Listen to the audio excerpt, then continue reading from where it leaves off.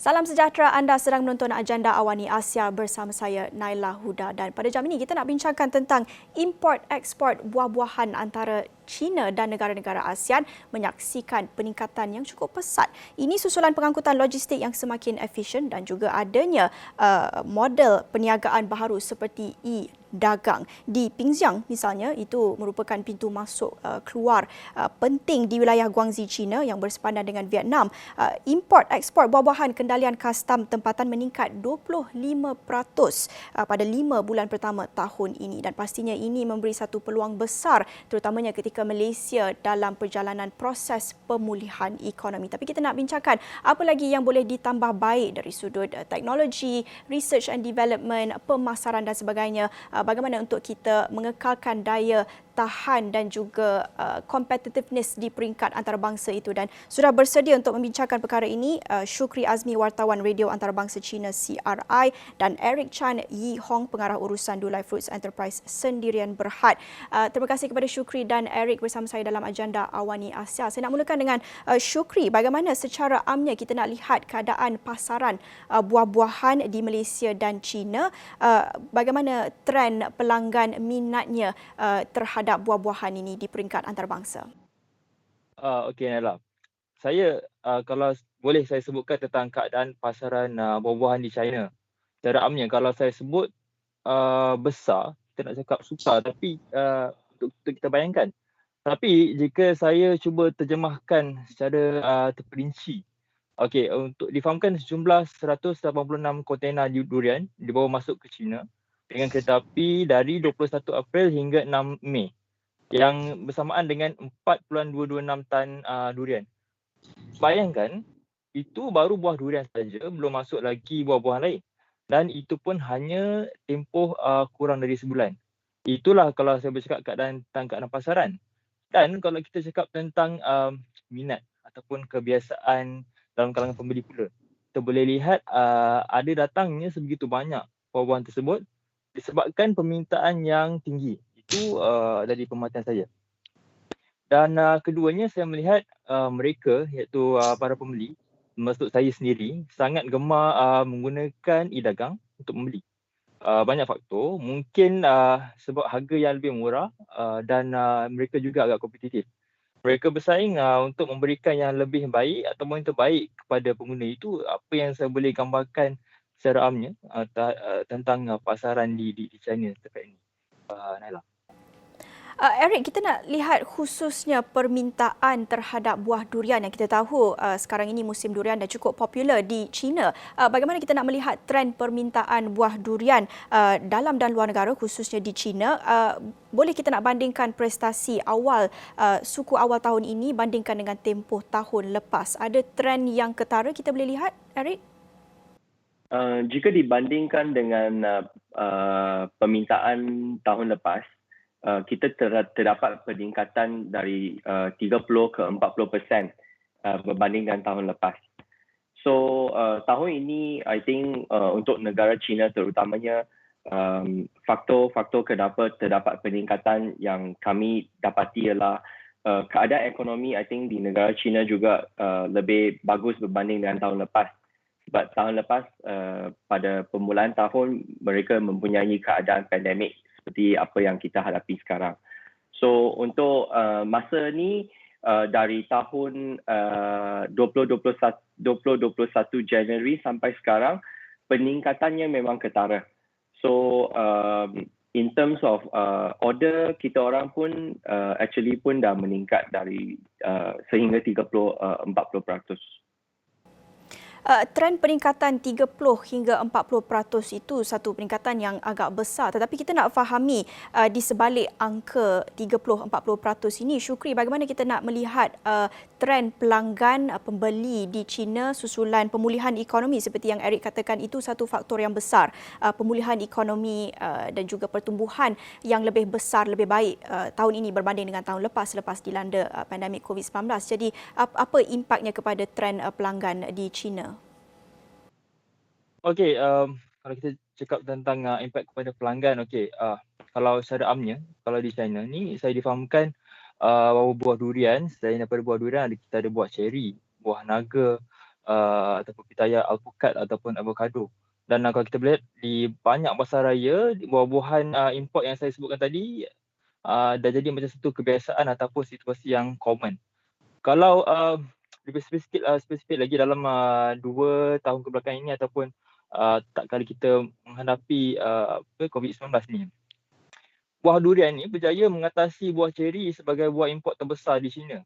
Okay, kalau kita tengok dalam statistik, China mengimport durian segar bernilai lebih 1.5 bilion dolar Amerika dari Thailand pada tahun lepas, iaitu tak kali kita menghadapi COVID-19 ni, iaitu meningkat lebih 77% dari tahun ke tahun, dari tahun sebelumnya lah.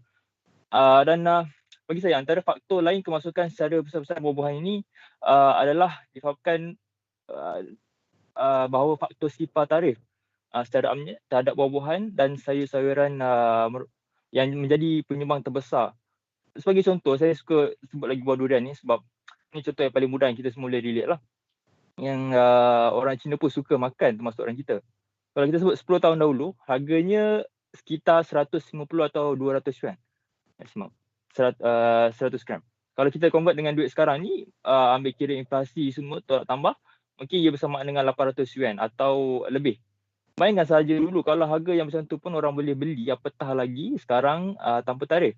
Dan kalau kita sebut tentang kualiti pula, saya boleh katakan buah yang saya beli melalui dagang sama ada dari Malaysia, Thailand, Kemboja sekalipun semua memang rasa sama. Sebab kalau kita lihat dari segi packaging, semuanya pun sudah banyak yang ditambah baik. Dan ini juga saya rasa dari hasil dari R&D yang dilakukan sejak sekian lama oleh mereka. Syukri kata salah satu faktor utama adalah faktor tarif itu. Eric, daripada perspektif industri, apa lagi jenis galakan dan insentif yang diperlukan selain daripada tarif ini yang kita lihat menjadi pendorong utama populariti buah durian di China. Pandangan Eric, apa lagi jenis galakan dan insentif yang diperlukan pihak industri untuk lagi melihat import buah-buahan ini terus berkembang di China? Actually untuk kita orang, I think apa yang Encik Syukri katakan tadi amatlah penting sebab kita telah mengalami experience 10 tahun untuk membawa durian sejuk beku ke negara China. Sebab sebelum ini buah durian Malaysia tidaklah dieksport ke negara lain kecuali Singapura. Dan dalam masa ini kita telah mengalami banyak experience untuk menambah baikkan dari segi packaging kita orang, dari segi logistik untuk memastikan buah yang kita jual akan sampai ke consumer punya tangan dalam keadaan yang paling baik. So of course kalau cakap ada apa lagi penambah baik dari segi private company yang boleh kita buat ialah actually untuk menambah lagi mutu kualiti buah durian sejuk beku yang sekarang kita ada. Sebab sekarang apa yang kita dapat provide kepada pasaran ialah kira-kira 90% boleh macam mana kata kalau compare dengan buah segar, okay?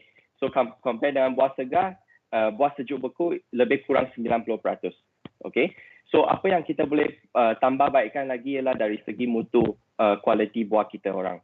So sebab kadang-kala customer ada yang lebih prefer rasa durian yang lebih manis, ada yang lebih pahit kan macam tu. So dari segi ni kita orang belum lagi dapat satu cara yang paling baik untuk kita orang untuk deliver to our consumer. So I think dari segi kualiti buah kita kena backup lah, kita kena masih lagi cuba R&D untuk present to consumer the best durian yang kita ada kat sini. Yeah. So in terms of marketing and branding, I think this is also satu faktor yang kita kena utamakan sebab sekarang di negara China mereka juga lebih mengutamakan branding dan marketing yang produk yang diorang terima. So maksudnya dari segi bila diorang terima buah tu dalam keadaan apa? Is it packaging dia cantik ke, tak cantik ke, you know? So this is a factor that akan juga memberi satu impak kepada consumer image buah durian Malaysia.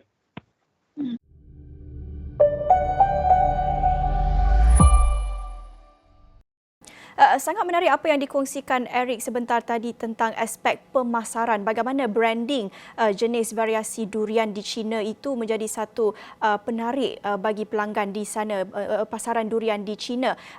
Kalau kita nak bandingkan di Malaysia, Eric sendiri pastinya tahu apa jenis varian durian yang menjadi demand, yang mendapat permintaan tinggi dari luar negara di peringkat serantau.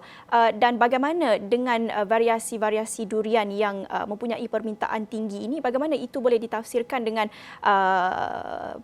pemasaran ataupun marketing yang lebih baik di peringkat antarabangsa? Bila kita katakan variasi durian, actually tahun ini kita juga dapat nampak ada satu peningkatan dari negara China untuk mendapatkan variasi-variasi lain selain daripada Musang King dengan D24 di negara China. So tahun ini kita mendapat permintaan yang banyak dari segi variasi duri hitam, buah duri hitam, blackthorn, this red prawn, okay, udang merah, DIOI, okay, D13. So buah-buah ni actually consumer kat negara China actually diorang tak faham lagi Malaysia bukannya sekadar Musang King. Tapi penggemar-penggemar yang hardcore di negara China, dia akan tahu yang sebenarnya Malaysia ada banyak lagi variasi-variasi lain. So I think this is one of the very interesting thing yang kita boleh I think boleh perkembangkan industri buah durian di Malaysia. Sebab kita tak payah fokuskan sekadar buah Musang King atau buah D24. Sebab kadang-kala untuk local market, buah kampung pun sangat digemari oleh orang-orang tempatan di Malaysia. So I think this is a good opportunity for us to move forward to bring different variasi kepada negara-negara lain untuk bagi diorang tahu kita bukan sekadar Musang King saja.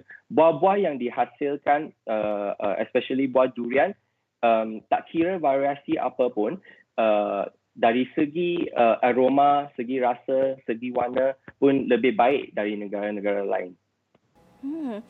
Syukri, saya nak berbalik kepada aspek pemasaran itu yang saya kira boleh menjadi satu pengalaman daripada China dan apa yang boleh ditambah baik di Malaysia, aspek pemasaran, branding variasi durian di peringkat serantau mungkin boleh dipasarkan secara lebih baik di peringkat antarabangsa. Bagaimana kita nak lihat pemasaran durian-durian di pasaran China itu, apa lagi yang boleh diperkukuhkan ataupun highlightkan lagi penjual durian di Malaysia ini untuk mendapat lebih banyak perhatian di peringkat pasaran antarabangsa? Dari sudut pembeli, keberadaan saya di sini, apa yang saya boleh kongsikan kalau kita tanya mengenai aspek pemasaran yang boleh ditambah baik di China ni, saya lihat marketnya sangat besar. Kita ada 1.4 bilion penduduk China ni. Jadi saya rasa antara branding itu sendiri, kita tahu ada banyak mungkin pasca pandemik nanti kita boleh ini antara yang boleh kita tengahkan. Misalnya kita ada terlalu banyak expo saban tahun di China, be it online ataupun offline sekarang ini, yang saya rasa kita boleh ambil saja peluang yang ada itu untuk terus memasuki expo yang ada dan kita boleh ketengahkan. Sebab saya begitu saya ingat satu cerita di Kuming saya, yang mana ada satu expo ini, durian itu diperkenalkan di sebuah expo itu, dan bukan buah durian saja tapi mereka perkenalkan produk dari buah durian itu sendiri, yang mana pelbagai dari produk dari durian, keropok misalnya, dan orang Cina makan buah itu, produk dari hasil durian itu, dan mereka terus book untuk the whole packaging untuk the next month, upcoming month. Jadi saya rasa banyak yang kita tak kenal lagi China ni. Saya rasa antara yang perlu kita kenal dulu, kita perlu kenal kita punya target market kita. Faktor yang saya rasa sangat-sangat penting ialah infrastruktur, pengangkutan dan juga jaringan logistik. Uh, dari sudut ini sebab saya lencongkan sedikit sebab kita hanya tumpu pada pemasaran, tapi kalau kita tengok dari faktor yang saya sebutkan kedua ni tadi, ia sangat mainkan peranan penting dari sudut jaringan antara negara. Kemboja misalnya baru-baru ni pada Jun bulan lepas mereka telah menghantar mangga segar kumpulan pertama melalui pasaran Beijing, Tianjin, Hebei dengan kaedah pembelian melalui dalam dan luar talian. Dan ia merupakan buah segar yang kedua selepas pisang diekspor secara terus ke China. Jadi kita lihat mereka tahu apa demand yang mereka demand daripada pihak China sendiri dan mereka cari peluang itu. Saya rasa itu antara aspek yang boleh kita tengahkan ataupun kita look forward lepas pasca pandemik ini. Pandangan Eric, pentingnya infrastruktur dan juga jaringan logistik terutamanya dengan permintaan yang semakin meningkat susulan adanya e-dagang, itu pastinya akan meningkatkan lagi permintaan di peringkat serantau. Pentingnya infrastruktur pengangkutan dan juga logistik itu untuk memastikan produk itu sampai ke tangan pelanggan. Itu juga menjadi satu tumpuan faktor yang penting lagi-lagi selepas pandemik COVID-19, isu keselamatan makanan dan infrastruktur itu. Pandangan Eric, apa lagi yang perlu ditambah baik aspek infrastruktur dan logistik? I think dari segi logistik dan infrastruktur logistik sekarang, kita adalah dalam keadaan yang sangat, I would say, stabil. Sebab dalam beberapa tahun yang lepas, apabila kita cuba menghantar buah sejuk beku ke tempat-tempat kedalaman di negara China, adalah amat susah. So, tapi sekarang terutamanya dalam kebelakangan 2 tahun ini, keadaan ini memang dah berbeza. Dia sudah boleh menghantar buah sebiji ke kawasan pedalaman yang ini dan tak payah cuma boleh dapat membeli produk ini di first tier city di negara China. So I think dari segi infrastruktur memang dah sangat stabil. Tapi kalau come back to Malaysia side, kita masih lagi tak berapa how would I say matured dari segi logistik sejuk beku. Sebab kadang-kala apabila kita hantar buah segar ke consumer kita orang, so sometimes terdapat longer time transportation ke tangan consumer kita orang. Ya, sekarang kat negara China, apa yang kita experience ialah dalam tempoh yang paling singkat, 30 minit sudah boleh sampai ke tangan consumer.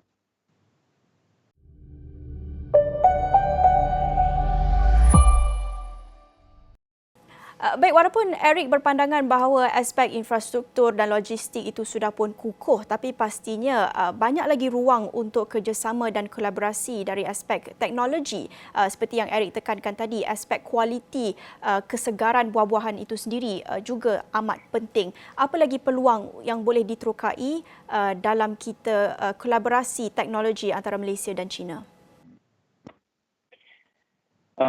Kalau cakapkan dari faktor teknologi, I think sekarang apa yang perlu kita fokuskan ialah kat Malaysia dan bukannya dari negara China.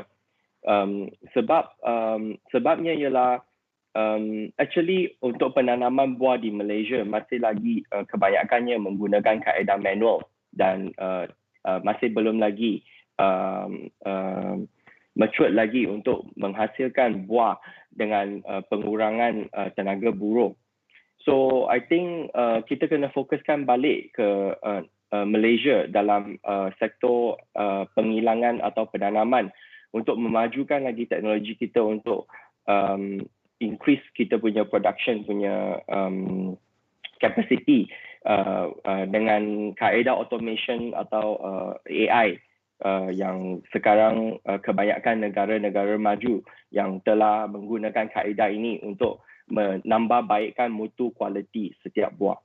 So, sekarang buah durian terutamanya kita kena lihat kembali problem buah durian yang kita alami di Malaysia ialah setiap buah saiz dia adalah berbeza. Dia tak ada satu kaedah yang dapat menghasilkan buah yang setiap buah pun bentuknya bulat, kan? So I think kita kena fikirkan lagi selain dari menambah baikkan mutu kualiti dari segi rasa, kita juga kena think of R&D untuk menambah baikkan appearance of our buah. So yang ini juga satu faktor yang paling penting. Tapi kalau kita tidak mempunyai teknologi yang sepatutnya atau dapat pelajari dari negara-negara lain, I think it will take us a longer time to achieve this intention for us to bring a better fruits to other country. So dari segi, I think sekarang teknologi memang I think kita kena fokuskan dari Malaysia untuk memastikan kualiti buah kita boleh lebih baik lagi dari keadaan sekarang. Memandangkan banyak lagi yang boleh diterokai dari aspek teknologi R&D seperti yang dikatakan Eric tadi, bagaimana Syukri melihat peluang perniagaan dan juga potensi baharu untuk pasaran buah-buahan pada peringkat rantau ASEAN? Okey, kalau kita sebut tentang serantau di ASEAN ni, apa yang saya boleh ringkaskan Naila. Kalau saya lihat potensi dan peluang untuk kita di rantau ni memang sentiasa ada dan ia sangat-sangat besar. Sebagai contoh dalam tempoh berlakunya COVID-19 tahun lepas dan sekarang ini, aktiviti perdagangan buah-buahan, even Eric pun tadi cakap stabil. Meskipun pada awal kita dapat lihat ada sedikit hiccup di beberapa tempat. Yang stabilnya, kalau kita lihat tadi yang saya sebut 77% peningkatan buah durian segar dari Thailand ke China. Jadi kita lihat nampak di situ sangat-sangat stabil. Dan dari pengamatan saya di sini, produk yang berasaskan buah-buahan akan menjadi lebih berkembang meskipun sekarang pasarannya sudah cukup besar. Jadi kalau kita cakap ruang lingkup tentang pasarannya memang besar. Baik, terima kasih Syukri atas pandangan itu. Itu tadi kita dengarkan daripada Syukri Azmi, wartawan radio antarabangsa China CRI, dan Eric Chan Yi Hong, pengarah urusan Dulai Fruits Enterprise Sendirian Berhad. Sedikit sebanyak kongsi tentang pasaran buah-buahan antara ASEAN dan China. Kita lihat permintaan yang cukup menggalakkan, tapi banyak lagi peluang yang boleh diterokai daripada aspek teknologi, infrastruktur, R&D seperti yang ditekankan tetamu kita malam ini dalam agenda Awani Asia. Terima kasih kepada dua tetamu kita. Itu sahaja masa yang kita ada dalam agenda Awani Asia bersama saya Naila Huda. Kita jumpa lagi. Salam hormat.